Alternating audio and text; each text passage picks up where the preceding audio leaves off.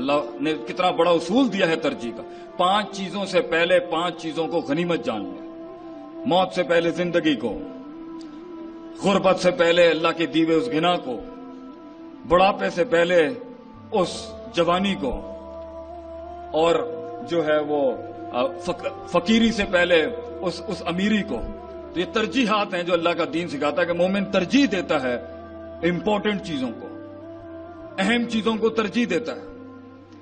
اگر ترجیحات کا ہی فن نہیں آتا ہوگا اس کی بصیرت کو، تو کس کے ساتھ وقت لگانا ہے، کس کے ساتھ نہیں، کس کے ساتھ وقت نہیں لگانا ہے، کس کے ساتھ لگانا ہے، یہی ترجیحات کی وجہ سے آپ کی روش پانی رستہ بنانے سے روکے گا.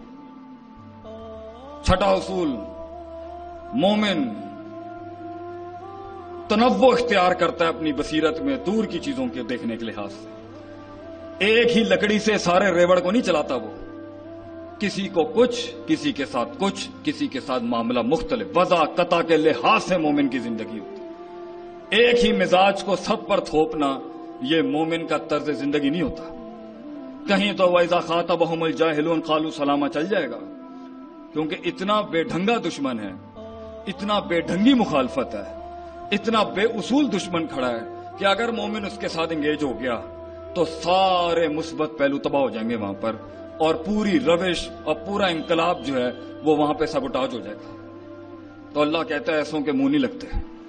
بعض کو ادفع باللتی ہی احسن کے تحت اتنا کلیجہ جگر خیر کا دکھایا جاتا ہے کہ اس کا شر ضم ہو جائے، اور کسی جگہ پہ جزاء السیئۃ بمثلھا، جتنا شر اگلے لے کے آئے ہوتے ہیں تو ادنا ترین شر استعمال کیا جاتا ہے اس کو نیوٹرلائز کرنے کے لیے، تاکہ پانی اپنا رستہ بناتا رہے، علم اپنی جگہ ڈھونڈتا رہے، فتویٰ اپنے معیار کے اوپر بغیر فساد کیے ہوئے چلا جائے. تنوع وسعت ہوتی ہے مومن کی بصیرت کے اندر، لوگوں کو کھاتے میں رکھتا ہے وہ، ان کے کلچر، ان کے کسٹمز، ان کے عرف کو کھاتے میں رکھتا ہے وہ، ان کی زبان، ان کے مزاج، ان کے مزاح، ان کی طنز، ان کی تنقید، ان کی روش کو ان کے علاقائی حیثیتوں سے کھاتے میں رکھتا ہے وہ.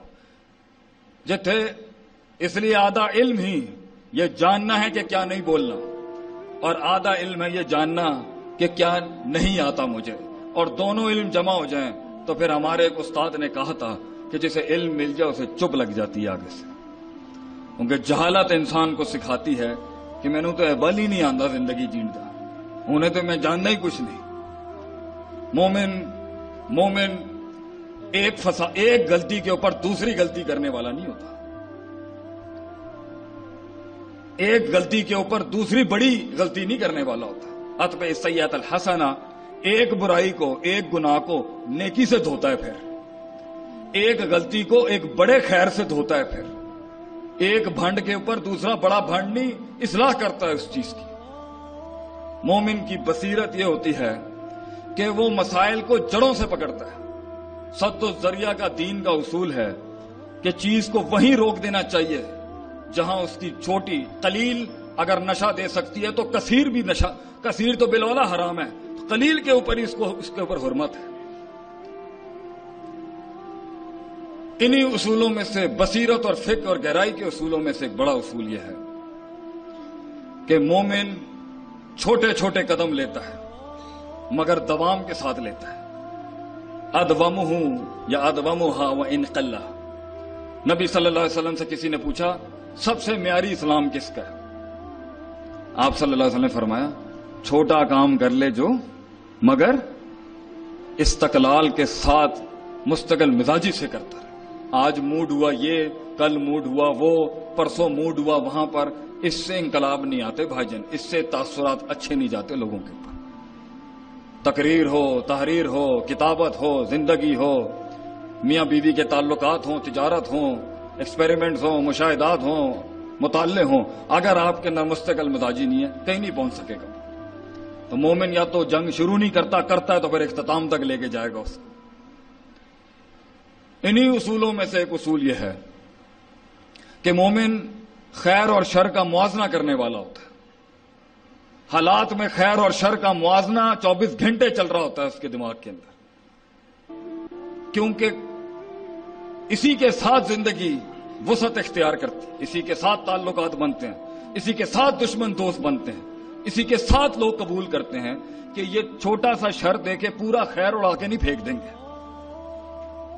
یہ چھوٹا سا شر دیکھنا کسی میں اور اس کی پوری خیر کو سائیڈ لائن کر دینا، بالکل کھاتے سے باہر کر دینا، یہ کوئی دینی روش نہیں، یہ کوئی دینی بات نہیں ہے، یہ کوئی ایمان والی بات نہیں ہے۔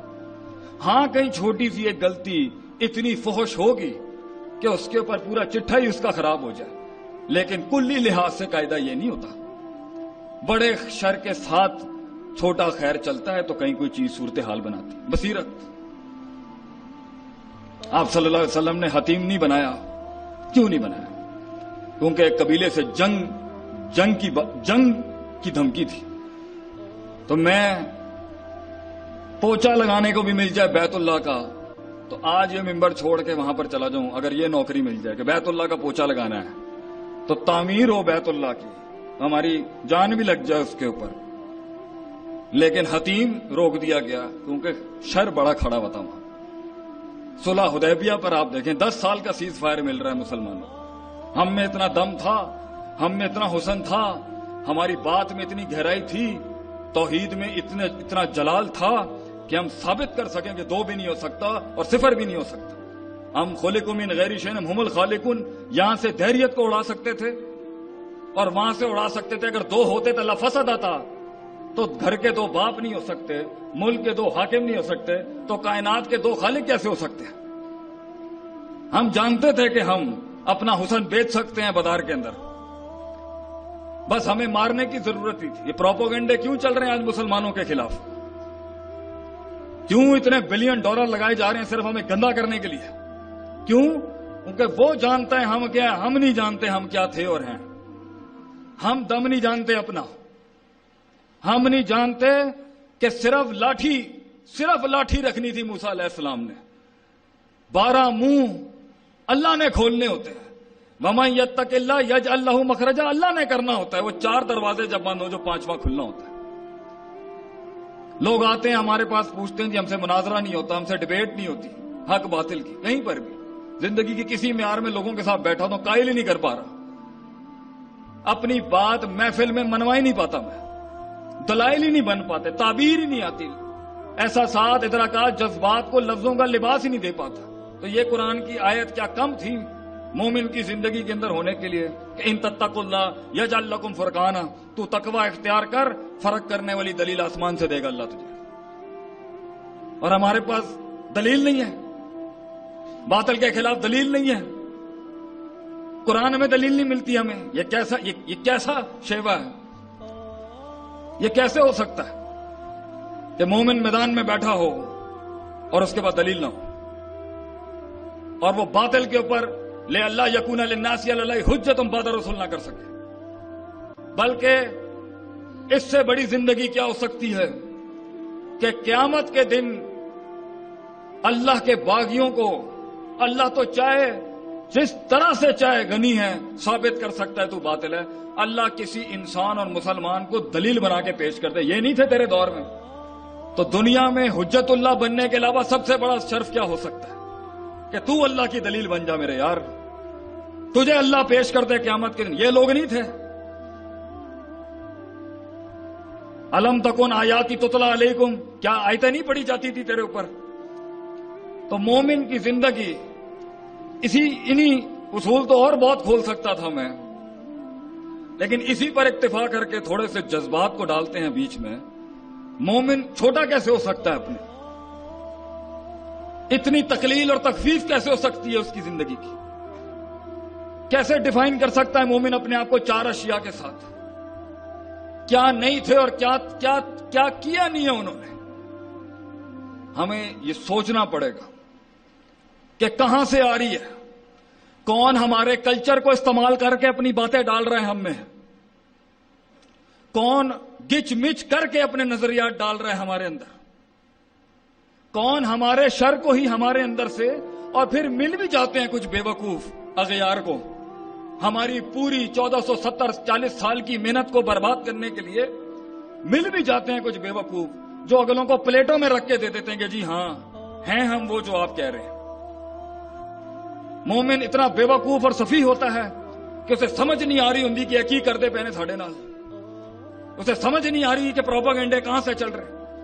آپ کے اوپر جادوگر کا فتویٰ لگایا اور آپ کا یہ کام ہے کہ میں اور آپ ہڈیاں اور کھوپڑیاں لے کے بیٹھ جائیں گھر کے باہر. کیا مومن ایسا ہوتا ہے؟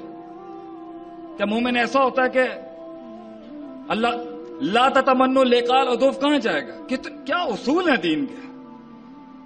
اللہ کہتا ہے دشمن سے ملاقات کی امید نہ رکھ، اپنا قلعہ تو سنبھالنا پڑ، پہلے اپنا قلعہ سنبھال، اور اگر ہو جائے تو پھر صبر کی آگے تلقین ہے. ساڈے والوں نے چڑھی دی لڑن دی. میں کوئی جہاد کا منکر نہیں ہوں، لیکن اپنا کیسے ایک مروا دوں جس کی عصمت کعبے سے زیادہ جس کے خون کی عصمت ہے، تقدس ہے جس کا، اور وہ بھی توحید والا گرا دوں، ایک موحد ضائع کروا دوں صرف اپنی ایک غلط بات کے اوپر، صرف اپنے مزاج کے اوپر. اور پھر وقت ہوگا تو کرے گا انسان. اگر اتنی ہی بقا کی جنگ ہے اور اتنے ہی نظریے کی بقا کی جنگ ہے تو پھر دیں گے اپنی جان کا نذرانہ جہاں نظریے کو ہٹ لگ رہی ہے اتنی بڑی. لیکن سانو گل ہی نہیں سمجھ آ رہی کہ وہ کہاں سے کس طریقے سے مروبیت لے کے آ رہا ہے ہمارے اندر، کہاں سے مغلوبیت آ رہی ہے ہمارے اندر، کس جگہ سے تفریق آ رہی ہے، ہمیں سمجھ ہی نہیں آ رہی. ہمیں پتہ ہی نہیں ہے وضع، قطع، زمان، مکان، لہجہ، لفظوں کا ہمیں پتہ ہی نہیں ہے کیا بات کرنی ہے، کس طریقے سے پیش کرنا ہے. کیا جانوروں کے حقوق ہمارے پاس نہیں تھے، وہ لے گیا؟ کیا پانی کے نیچے کے مخلوق کے حقوق ہمارے پاس نہیں تھے، وہ لے گیا. اس کو چینل بنا دیے انہوں نے کہ دنیا کے مخلوق کے محافظ یہ ہیں.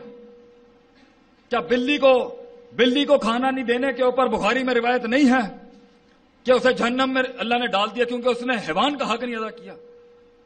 کیا کتے کو پانی پلانے کے اوپر ایک بدکار عورت کو اللہ تعالیٰ نے، جو اس وقت بدکار تو نہیں کہیں گے نعوذ باللہ، جو روش اس کی غلط تھی، اللہ نے اس کو جنت نصیب کر دی. اور اینیمل رائٹس کے چیمپئن وہ ہمیں درس دیا جا رہا ہے اخلاقیات کا. ہیومن رائٹس چیمپئنز کو کہا جا رہا ہے کہ یہ دنیا کے سب سے بڑے انسانی حقوق کے مفقود کرنے والے لوگ ہیں. جس نے پورے مکے کو معاف کر دیا، جسے در بدر کر کے نکالا انہوں نے، خونم خون کر دیا. مڑ کے میرا نبی بیت اللہ دیکھ رہا ہے علیہ الصلوۃ والسلام، مڑ کے دیکھ رہا ہے اپنے گھر کو. بلال رضی اللہ فرماتے ہیں 3 سال شیب ابی طالب کے اندر مینگنیاں آنا شروع ہو گئی، کیونکہ کھان نو کچھ پتے کھانے پڑتے تھے، چھالیں کھانی پڑتی تھی، مینگنیاں آتی تھی صحابہ کو. اور ظرف دیکھیں آپ صلی اللہ علیہ وسلم کا کہ واپس آیا اور معاف کر دیا سب. ہمیں سکھایا جا رہا ہے ہیومن رائٹس. چال بازیاں دیکھیں، نعرے دیکھیں اگلوں کے. ہم شدت پرست ہیں اور ہمارے کچھ بے وقوف بچے، ہمارے ہی لگتے جگر، جنہیں سمجھ نہیں آیا کہ کس طرح سے کرنا تھا، کس وجہ سے بات رکھنی تھی، کس طریقے سے پیش کرنا تھا اپنے دین کو. میں اپنی بات کرتا ہوں، میرے میں کتنی خامیاں ہوں گی کہ کس طریقے سے انہوں نے مکس کر کے. ہم نے 1950 میں نہیں بھانپا کہ 1990 تک وہ کیا کر جائیں گے. ٹیکنالوجی کے موجد اخلاقیات کا درس دے رہے ہیں، یہ اصول بن چکا ہے. تو ہمیں بھی بنا لینی چاہیے تھی تھوڑی سی. یہ حدیث مومن کیسے بھول گیا کہ قومیں آگ میں جاری ہوتی ہیں، لیڈر کا کام ہوتا ہے، اہل دانش کا کام ہوتا ہے گردنوں سے پکڑ کے کھینچنا. تو ہمیں آگے آنا چاہیے اپنی قوم بچانے کے لیے بھیڑیوں سے. ہمیں اپنے بچے بچانے ہیں، ہمیں اپنا خون بچانا ہے، ان کے نظریات کا جواب دینے کے لیے، ان کی روش کا جواب دینے کے لیے. جو باطل حسن کے نام پر انہوں نے قباحت پیش کی ہے اس کو منہ دینے کے لیے. بے وقوف کیسے ہو سکتا ہے ایک مسلمان؟ ستی سوچ کا کیسے ہو سکتا ہے؟ دور اور لمبی بطولی زمان، لمبی جنگیں، لمبا صبر، لمبا کلیجہ. مسلمانوں کے بارے میں تو بات ہی یہ وائرل تھی کہ بھائی جان ان سے جنگ لوگے نا، ایک تو یہ لمبی لڑیں گے اور سکون سے جواب دیں گے آپ کو. کہنا پڑ گیا نا فارس سے ایک آدمی آیا دیکھنے کے لیے، ویکھیے تھے صحیح مقابلہ کنہ دے نہ لے گا. تو انہوں نے پوچھا جی آپ کا امیر کہاں ہے؟ تو انہوں نے ایسے بتائی ادھر جاؤ، پھر اتنے این جاؤ، این جاؤ. حاکم کا راستہ ایسے بتاتا ہے کوئی؟ این جاؤ، این جاؤ، این جاؤ. سادگی دیکھیں ہماری. اور پہنچا تو حضرت عمر رضی اللہ عنہ مل ہی نہیں رہے. پھر کہیں کسی نے کہا ادھر ہی گئے ہیں باہر. ایسی سکون دہ نیند دیکھی انہوں نے ان کی کہ اس نے یہ جملے کہہ دیے. تو جیت نہیں سکتا بھائی ان سے. انہیں ڈر ہی نہیں ہے کسی چیز کا. انہیں کسی چیز کا ڈر نہیں ہے. کانو رہبانا فی اللیل، یہ رات کے راہب ہیں، و فرسانا فی النار، اور دن میں ان کے گھوڑے نہیں رکتے بھائی، اور انہوں نے کچھ نہیں آتا. اللہ اللہ سنبھال کے رکھا تھا انہوں نے اپنے آپ کو، اور ہم نے دیکھا ہی نہیں ہے کہ کہاں سے کوئی چیز گھس جائے. وَجَعَلَ لَكُمُ السَّمْعَ وَالْأَبْصَارَ وَالْأَفْئِدَةَ کے تحت اللہ نے قرآن میں اصول رکھے تھے. ایک مسلمان میں پورے قبیلے سے بات کر رہا ہوں آج اپنے، کوئی تفریق نہیں ہے، کسی مسلک فرقے کی کوئی تفریق نہیں ہے، پورے کنبے سے بات ہے آج کہ اللہ نے کان آنکھ دیے تھے کہ دل اور عقیدے اور نظریوں سے اس کا تعلق ہوتا ہے، یہاں سے گھسنا ہوتا ہے باطل. اور ہم نے ایسے چھوڑ دیا اپنے آپ کو کہ کچھ رنگوں کو دیکھ کے انسان خراب ہو سکتا ہے، کن الفاظوں سے انسان اندر سے اس کی فطرت خراب ہو سکتی، فرق ہی نہیں پڑا کسی. اور وہ جمع ہو کے اللہ کہہ رہا ہے فَإِذَا فَرَغْتَ فَانْصَبْ إِلَىٰ رَبِّكَ فَارْغَب. جب آپ تھک جائیں کام کر کے، جب دنیا کی روش میں آپ جا رہے ہیں اور ڈینٹ لگ رہے ہیں آپ کے نظریے کو، قافلہ چلے گا ڈینٹ تو پڑیں گے، ان کی بستیوں میں جائیں گے تو اثر تو آئے گا. بلکہ اسی پر ایک درس ہونا چاہیے کہ ہر نبی صلی اللہ علیہ وسلم کلہم، ان سب کے اوپر اجمعین بھیڑ بکریوں کے چروائے کیوں تھے؟ راع الغنم، اونٹ کیوں نہیں ملا ان کو؟ کیونکہ اصول ہے انسانیت کا، اور مومن بھول جائے اس کو کہ المرء علی دین خلیلہ، کہ بندہ اپنے برابر والے کے مذہب پر ہوتا ہے، اس کے طرز پر ہوتا ہے، اس کی صفت پر ہوتا ہے. حیثیت اوقات جاننی ہے، اس کا دوست دیکھے. تو جانور کیسے نہیں ہو سکتا کہ اس کے اثرات نہ ہو؟ اس لیے بھیڑ چھوٹی ہوتی ہے، بھیڑ چھوٹی ہوتی ہے، اپنا بھلا برا نہیں دیکھ سکتی. ٹریننگ دے رہا تھا اللہ کہ قومیں بھی ایسے ملیں گی اپنا بھلا برا نہیں سمجھ سکتی، تو یہ جگر کلیجہ بنانا پڑے گا تمہیں ان کے ساتھ چلنے کے لیے. پھر ایک بھیڑ یوں جاتی ہے پکڑ کے ہو تو دوسری ادھروں نٹ جاتی ہے. تو سکھانا تھا کہ قوم کے بڑے جو ہیں ایک سنبھالیں گے دوسرا نکل جائے گا وہاں سے، دوسرا پکڑیں گے تیسرا نکل جائے گا. بھیڑ چھوٹی ہوتی ہے، اونٹ بڑا ہوتا ہے، تکبر ہوتا ہے اونٹ کے اندر. اونٹ کا چرواہ بنائیں گے تو تکبر ہی آئے گا ایک لیڈر کے اندر. بھیڑ حلم کا درس دیتی ہے انسان کو، بھیڑیں اپنے ٹائم سے کھائے گی، صبر کا درس ہے اس کے اندر. ایسے نہیں ہو سکتا کہ آپ کہیں چلو بھائی کام نپٹ گیا تم چلو ہوں، نو، ایسے نہیں ہو سکتا. وقت، صبر، ضبط. بھیڑ اپنا نقصان ہی نہیں جان سکتی، چھوٹی ہے قد میں. دور اندیش چرواہے کو ہونا پڑتا ہے. کون سا درس ہے قرآن حدیث کا جس میں فقہ نہیں ہے، گہرائی نہیں ہے؟ کون سا درس ہے آپ بتائیں؟ اور مومن کی مسلمان کی سوچ کیا ہے؟ فلاں جگہ کے ویزے، فلاں کے ٹھپے. منکر ہم کسی چیز کے نہیں ہیں، مگر کہیں پر بھی جاتا ہے تو نہ مروب ہوتا ہے نہ مغلوب ہوتا ہے، نہ فرعون بنتا ہے نہ بنی اسرائیل بنتا ہے، نہ تکبر کرتا ہے نہ حسد کرتا ہے، نہ افراط ہوتی ہے نہ تفریط ہوتی ہے، نہ متساہل ہوتا ہے نہ متشدد ہوتا ہے. اور ہر مسئلے کے اندر اس کی ایک کلی سوچ ہوتی ہے اور ایک جزوی سوچ ہوتی ہے کہ میرے جزوی بات سے میرا کل خراب نہ ہو جائے قوم کا، اور میرے کلی معیار سے کسی کا جزوی مسئلہ خراب نہ ہو جائے. اتنی گہری قوم جس کی بنیاد ہی اقرا کے لفظ سے شروع ہوئی ہے، جس کا ابتدا پچھلی پرانی ابتداؤں سے لے کے اقرا سے شروع ہوا ہے، انہوں نے پڑھنا چھوڑ دیا. علم الانسان ما لم، علم کا پورا مصداق ہے سورہ علق کے اندر. بلکہ آدم علیہ السلام کی تخلیق کا جو باب ہے سورہ بقرہ میں، محض پڑھنا پڑھانا. وعلم آدم الاسماء، تعلیم، اور علم باب تفیل، لین دین، پڑھانا پڑھانے والی قوم تھی، اور ہم نے چھوڑ دیا. پتہ ہی نہیں ہے ہمیں کہ اللہ نے سورہ بقرہ میں ریبت کو پہلے کیوں ایڈریس کیا ہے، شک پہلے کیوں لایا اللہ، اور شہوت کو پھر سیکنڈری پروٹوکول پہ کیوں ایڈریس کیا، پتہ ہی نہیں. یہ اتنی بڑی، یہ اتنا بڑا قلعہ کھڑا ہوا ہے یہاں پر، فرق ہی نہیں پڑتا۔ وفوق کل ذی علم علیم کے تحت ہر شخص عالم ہے، ہر شخص علم والا ہے۔ وہ لیتفقہوا فی الدین والی وہ دوسری چیز ہے، اس میں کچھ بڑے مسئلے سنبھالنے ہیں امت کے، مگر ہر شخص اپنے لحاظ سے اپنے علم کا مالک ہے، اپنے علم کا ذمہ دار ہے، بڑھانا ہی نہیں ہے۔ تو مومن یہ مختصراً بات کو ختم کرتے ہوئے، وقت بھی ہوا جاتا ہے، لوگ بھی کھڑے ہیں، معذرت چاہتا ہوں آپ کا وقت زیادہ کر لیا ہے۔ وقت ہو گیا جی ہیں؟ انسان کی سوچ بڑی ہوتی ہے، ان تعبد اللہ کا انا کا طرح ہوتا ہے، اللہ دکھتا ہے انسان کو، موت سے ہوتے ہیں انسان کے ساتھ۔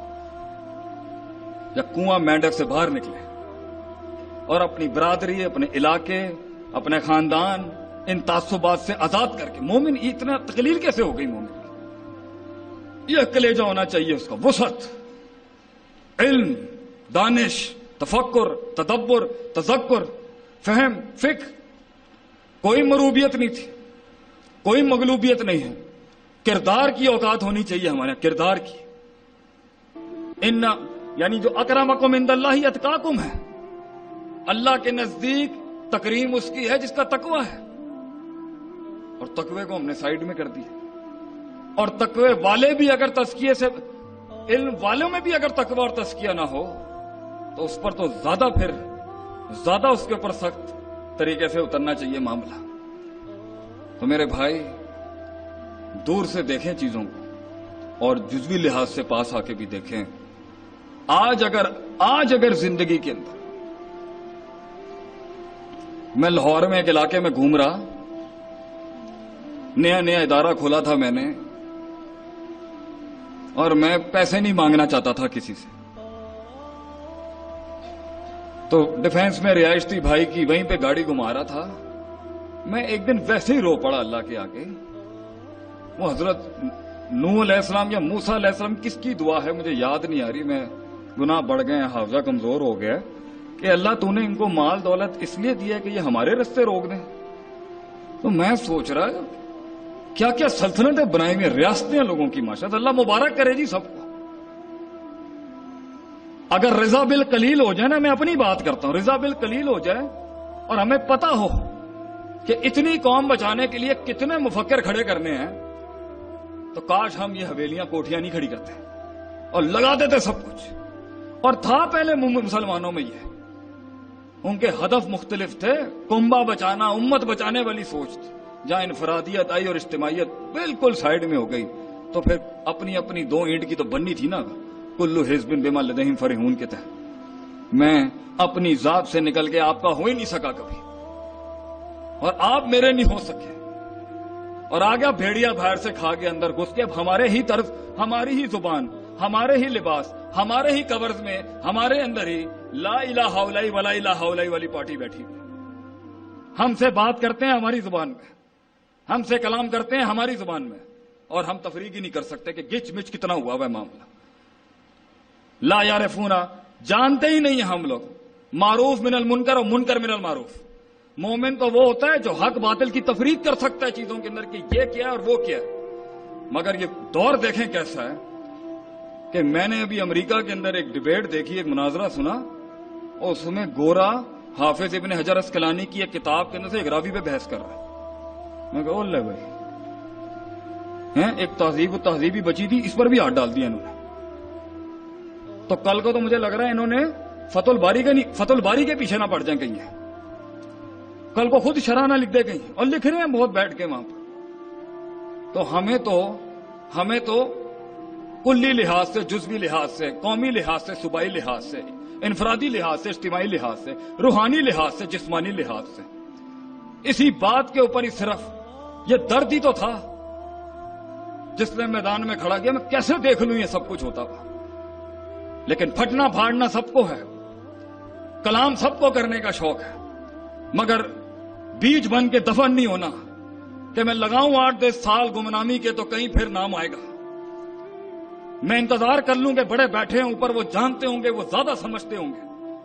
ہم تو جمعوں سے بھی اس لیے فرار ہیں کہ ابھی بڑے قداور لوگ بیٹھے ہیں، ہماری حیثیت نہیں ہے بات کرنے کی، وہ بہتر سمجھتے ہوں گے معاملات کو، اور اگر نہیں ہے تو ٹانگیں کھینچ کے حق کھینچنا یہ مومن کی روش ہے۔ تیرا نبی تو چھوڑ کے چلا گیا میرے یار سب کچھ، دے کے چلا گیا قوم کو سب کچھ،